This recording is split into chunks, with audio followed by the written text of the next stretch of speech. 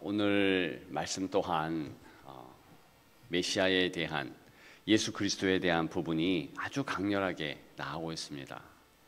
특별히 후반부인 9장부터 계속 예수님의 특징적인 모습이 나오고 있는데요. 고난받는 주의 모습들이 계속 나오고 있습니다. 9장 9절에는 이제 종료주일 예수님이 고난의 절정에 다다라는 그런 모습, 그래서 나귀 새끼를 타고 입성하는 그런 모습이 있고, 10장에는 모퉁이돌, 그래서 건축자들의 버린 돌의 참상을 이야기해 주고, 11장에는 은 30, 그래서 실제로 유다에게, 가룟 유다에게 종의 값으로 약 한 58만 원이라고 그랬습니다. 그 정도의 낮고 천한 그런 치욕을 받으면서 팔리운 바 되는 주님의 모습.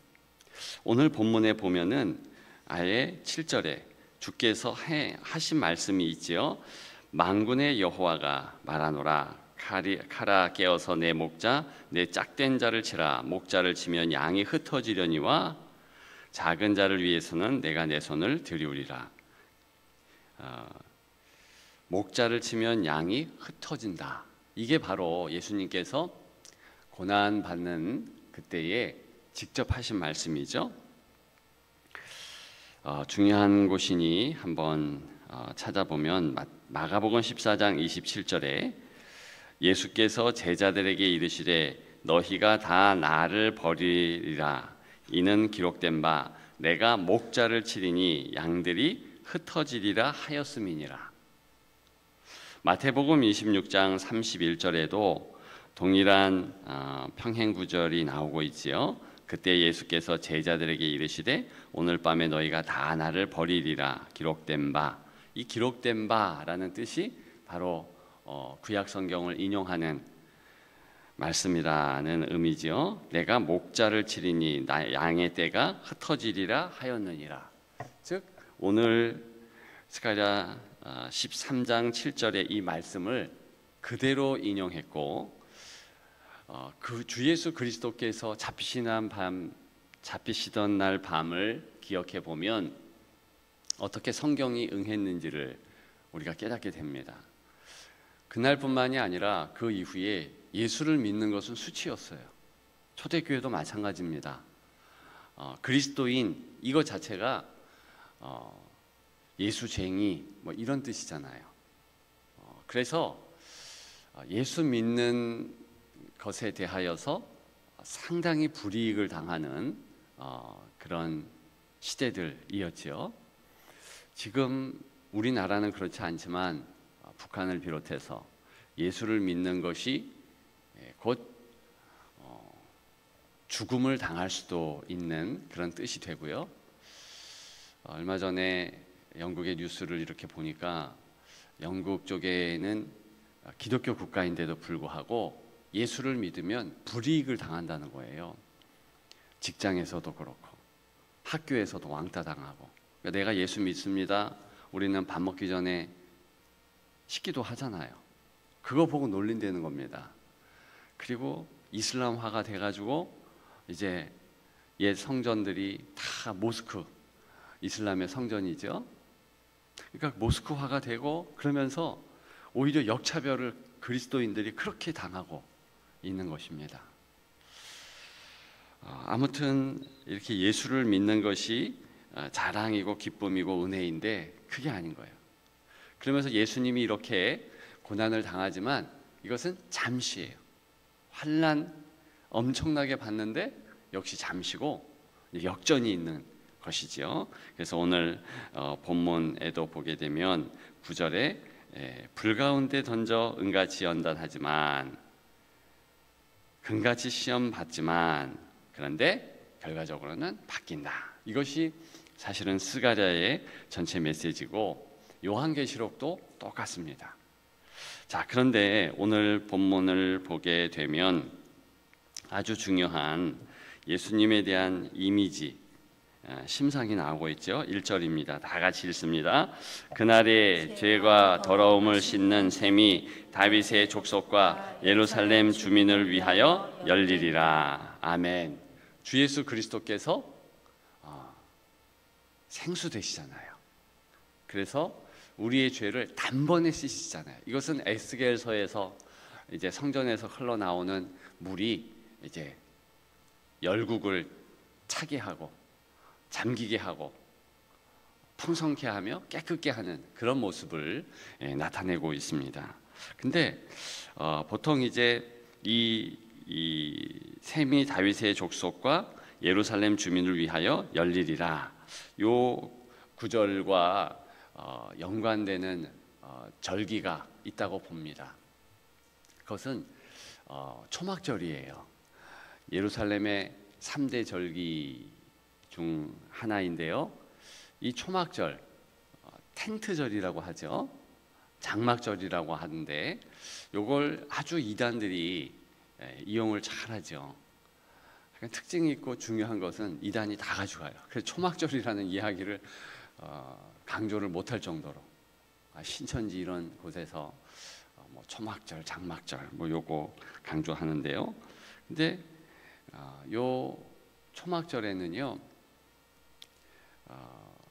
특징 있는 행동을 하는데 그것이 이제 물을 길러와서 이제 7일 동안 한 날 한 날에는 한 번 붓고 마지막 날에는 7째 날에는 이제 7번 붓는 그런 풍속이 있습니다. 왜 그러냐 하면 이 초막절은 두 가지의 역사적인 사건을 의미하죠. 하나는 이제 40년 광야 가운데 임시 거처, 장막에 거했죠. 텐트에 거했다는 것이죠. 그래서 그 어려울 때 하나님이 지켜주셨다, 이것을 기억하는 것이고, 또 한 가지는 이제 룻기에도 나오고 있지만 가나안 땅에 이스라엘 백성들이 들어가서 이제 수확을 할 때 텐트를 칩니다.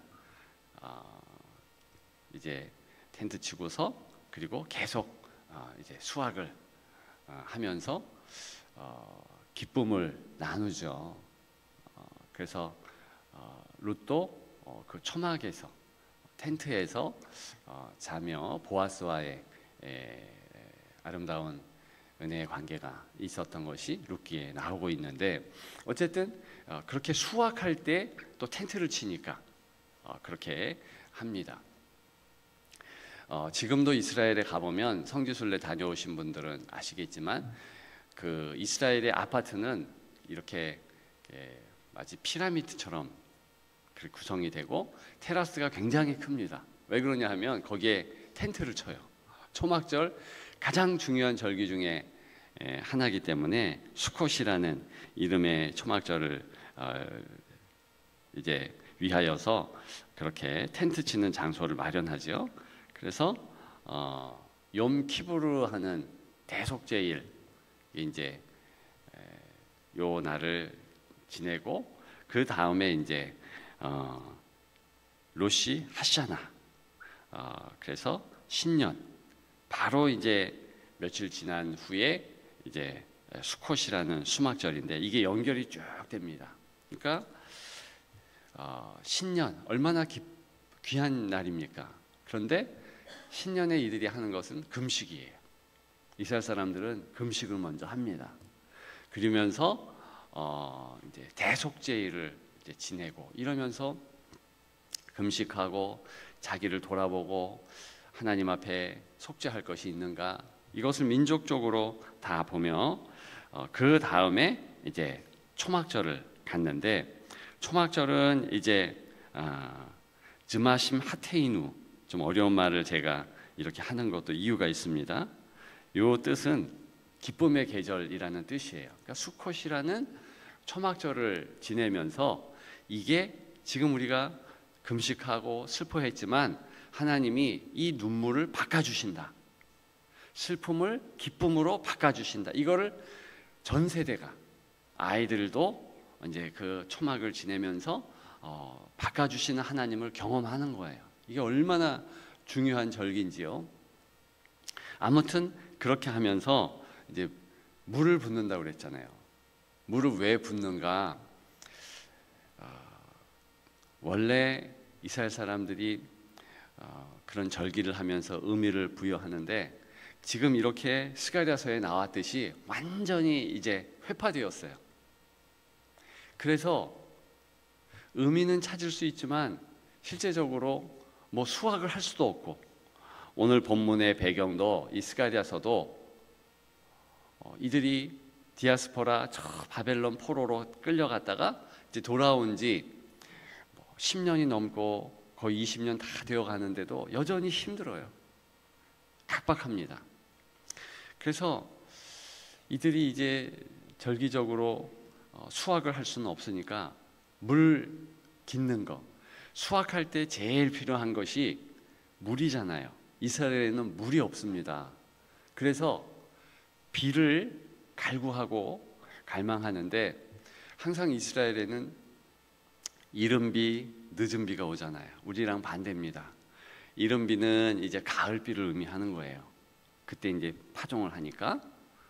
수확은 언제 하느냐? 늦은 비 때, 4월이나 뭐 이럴 때 또 하게 되는데 우리랑 좀 반대예요. 그러니까 어쨌든 그때 하나님께서 비를 주시고 우리에게 기쁨을 허락하지 않으면 우리는 수확도 없고 아무것도 없다. 이걸 고백하는 거예요. 그리고 반드시 내 삶과 우리 민족의 눈물과 탄식과 금식을 기쁨으로 바꿔주신다. 그래서 스가랴서에는 이런 하나님의 역사, 기쁨으로 바꿔주시는, 스가랴 4장 6절에는 뭐라고 합니까? 이는 힘으로 되지 않고 능으로 되지 않고 하나님의 영으로 된다. 하나님의 성령으로 된다. 이러면서 그런 고백들이 계속 있는 거죠. 예수님 당시에는 이제 성전이 있게 되니까 그렇게 헤롯 성전이 다시 이제 재건축하게 되니까 아예 저 기온샘에서 물을 길러오는 거예요. 물을 길러오면서 초막절 첫날에는 한 번, 두 번, 마지막 날에는 이 성전에 물을 다 길러와가지고 이렇게 물을 확 부으면서 물붓기 축제, 그게 바로 지금도 하고 있는 주마심 하테이누라는 기쁨의 축제예요. 근데 오늘 본문에 보면 이렇게 물을 길러오고 매번 자기들이 기쁨 이렇게 하지만 이것은 임시, 그리고 금방 또 삶의 슬픔이 몰려옵니다.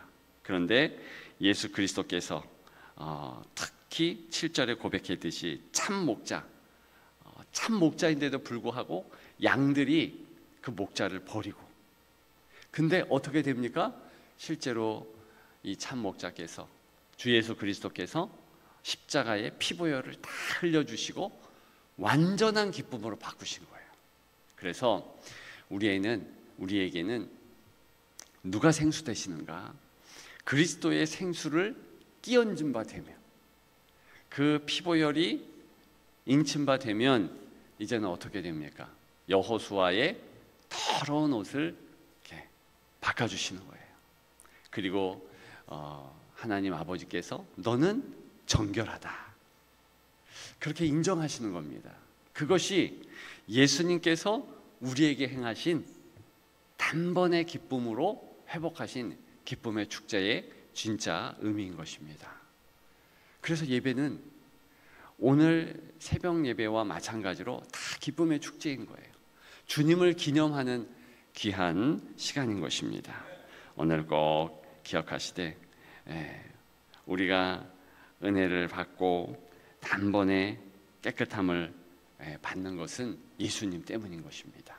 예수님을 우리가 기쁨으로 다시 한번 그분의 이름을 부르면 우리는 영혼부터 마음, 육신 온전하게 깨끗하고 기쁨으로 가득 넘치는 것입니다. 오늘 이러한 하나님의 은혜가 있어서 감사가 넘치고 감격이 있으며, 하나님 이 한날도 예수 그리스도 때문에 기쁨으로 바꿔주실 줄 믿습니다. 그 고백을 하시면서 오늘 한날에 승리하시는 여러분들 되시기를 주님의 이름으로 축복합니다. 기도하겠습니다. 하나님 감사합니다. 예수의 이름으로 기쁨을 회복케 하여 주옵소서. 가정에도 예배를 드리며 예수 그리스도 그 길이게 도와주옵시고, 우리 순도 우리가 거하는 어떤 곳도 다 그리스도의 이름이 불리워져서 기쁨으로 바뀌는 그런 기쁨의 축제가 있도록 도와주옵소서. 오늘 아침부터 잠자리에 들기까지 우리가 거하는 모든 것은 특별히 고난당하신 주님 때문에 기쁨의 샘이 터지는 그러한 은혜가 있도록 도와주옵소서. 이것을 기도하고 경험하기를 소망합니다. 힘들고 어려운 일들이 있는, 그래서 절망과 낙심이 깃들어 있는 각 가정들마다, 자녀 세대나 모든 세대들마다 주님의 은혜의 단비에 기쁨이 깃들 수 있도록 아버지 복 내려주시고 인도하여 주시옵소서. 예수님 이름으로 기도드리옵나이다. 아멘. 이제는 기쁨의 근원 되시는 주 예수 그리스도의 은혜와 예수 그리스도 우리에게 충분한 기쁨, 영원한 기쁨, 단번의 기쁨 섭리하시며 허락해 주신 아버지 하나님의 그 크신 사랑하심과 주 예수 그리스도 오늘도 나의 기쁨이다, 나의 기쁨의 샘 근원이다 깨닫게 하시는 성령 하나님의 교제하심이 힘들고 어려운 인생길에 기쁨이 없다, 슬픔뿐이다, 낙심이다, 좌우를 돌보며 환경 때문에 눈물 짓는 그런 성도들의 삶 가운데서 아니다, 주 예수 동행하며 나와 함께 함으로 내 삶 가운데 기쁨이 있다, 실제로 그렇게 인도해 주시는 기쁨의 은혜를 만끽하고자 나아가는 성도들 머리머리 위에 이제로부터 영원토록 함께 하시기를 간절히 축원하옵나이다. 아멘.